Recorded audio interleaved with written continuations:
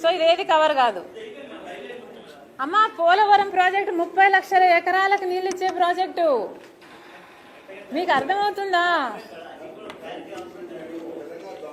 ఆహా, మీరు నాకు కవరేజ్ ఎందుకు ఇవ్వరు? వఫ్కు ఎందుకు ఇవ్వలేదు కవరేజ్?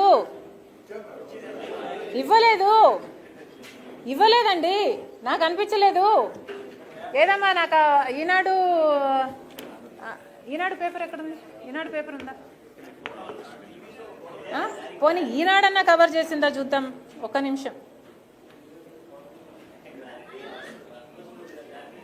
ఆహా, ఇది నా ఆక్రోశం అండి, వినండి. దిస్ ఇస్ నాట్ రైట్ కదా. మేము ప్రజా సమస్యల మీద మాట్లాడితే మీరు ఎందుకు కవరేజ్ ఇవ్వటం లేదు అని అడుగుతున్నాను నేను.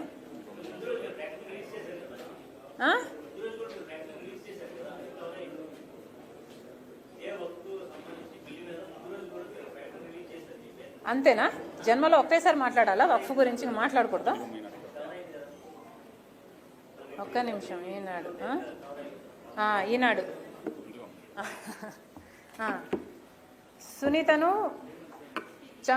సునీతను చంపరని గ్యారంటీ ఏంటి? ఈనాడు నిన్న దేని మీద ప్రెస్ మీట్ జరిగిందండి?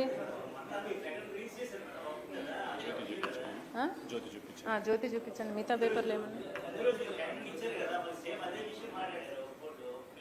అరే, పార్లమెంటులో అన్ని గంటల పాటు so many members are talking about the Waqf board. ఎంతమందికి అన్యాయం జరుగుతుందండి, అది కవర్ చేయరా?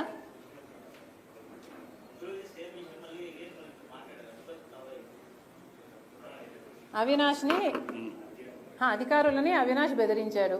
ఇది ఏబిఎన్. ఏబిఎన్ అంటే జ్యోతి.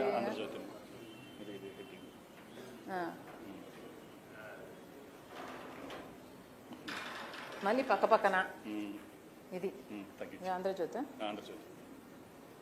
తల్లి చెల్లి మోసం చేశారు, దాని కిందే అధికారులకు అవినాష్ బెదిరింపు. వక్ఫ్ అని ఒక్క స్పెల్లింగ్, ఒక్క వర్డ్ ఎవడన్నా ఒక్కరన్నా కవర్ చేశారండి? ఇది అన్యాయం కాదా? మీరు ఆలోచించుకోండి, ఇది అన్యాయం అవునా కాదా? లేదమ్మా, ఏమో నాకు తెలియదు. I don't know what you're talking about, but నాకైతే ఈరోజు కనిపించలేదు.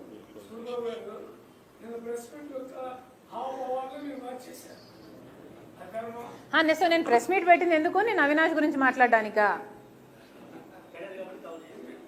అదే ఎందుకు కవర్ చేశారంటున్నా నేను. అది నా కంటెన్షన్. ఇప్పుడు నేను ఎన్సీఎల్టీ గురించి మాట్లాడితే మీరు అదే కవర్ చేస్తారు. సో ఈసారి కనుక మీరు కవర్ చేయకపోతే పోలవరం, ఇంకొకసారి నేను మీరు అడిగిన ప్రశ్నలకి ఏది సమాధానం చెప్పను. డీలా? అది చెప్పండి, నాకు డీల్ అని చెప్పండి. ఓకే, ఈనాడు ఎవరున్నారు ఇక్కడ? ఓకేనా?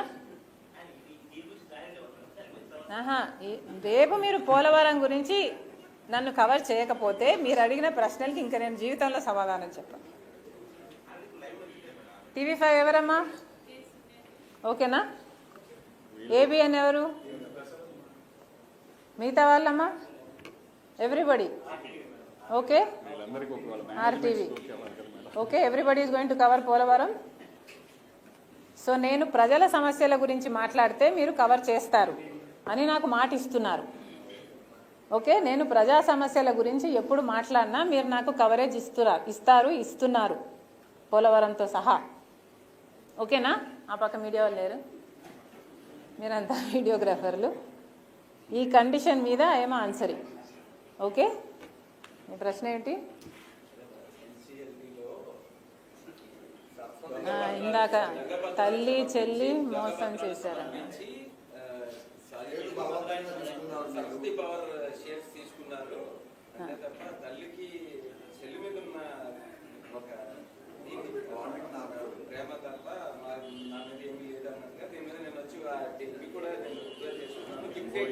జగన్మోహన్ రెడ్డి గారు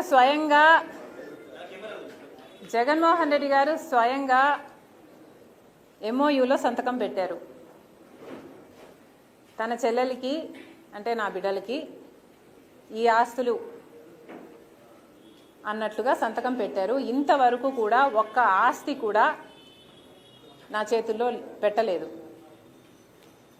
సరస్వతి సిమెంట్కు సంబంధించి ఎంఓయూలో అది నా భాగానికి వచ్చింది కాబట్టి దాన్ని జగన్మోహన్ రెడ్డి గారు గిఫ్ట్ డీడ్ చేశాడు విజయమ్మ గారికి, నాకు కాదు. గిఫ్ట్ ఇచ్చేశాక షేర్స్ని ఇప్పుడు జగన్మోహన్ రెడ్డి గారు తల్లి మీదనే కేసు వేసి ఇచ్చిన షేర్లని నాకు మళ్ళీ వెనక్కి కావాలి అని అడుగుతున్నారు. ఇది జగన్మోహన్ రెడ్డి గారు ఆయన తల్లికి చేస్తున్న మోసం. జగన్మోహన్ రెడ్డి గారు నన్ను ఎఫెక్ట్ చేసే స్థాయి దాటిపోయారు. Jagan Reddy does not effect me anymore. నాకు ఆస్తులు ఇస్తాడా ఇవ్వడా అన్నది ఐ డోంట్ కేర్. కాకపోతే జగన్మోహన్ రెడ్డి గారు తల్లి మీద కేసు వేసిన వాడిగా మిగిలిపోతాడు. నా బిడ్డలకి, సొంత మేనల్లుడికి, సొంత మేనకోడలికి ద్రోహం చేసి వాళ్ళ ఆస్తులు లాక్కున్న వాడిగా మిగిలిపోతాడు. సొంత మేనల్లుడు మేనకోడల ఆస్తి కాజేయటానికి సుబ్బారెడ్డి లాంటి వాళ్ళ చేత ఎన్నైనా అబద్ధాలు చెప్పిస్తారు. సాయిరెడ్డి లాంటి వాళ్ళ చేత కూర్చోబెట్టుకొని ట్యూషన్ ఇచ్చి డిక్టేట్ చేసి మరీ ఎన్నైనా అబద్ధాలు చెప్పిస్తారు. ఇక జగన్ రెడ్డికి క్రెడిబిలిటీ ఉందో లేదో వైసీపీ వాళ్ళు ఆలోచన చేసుకోండి.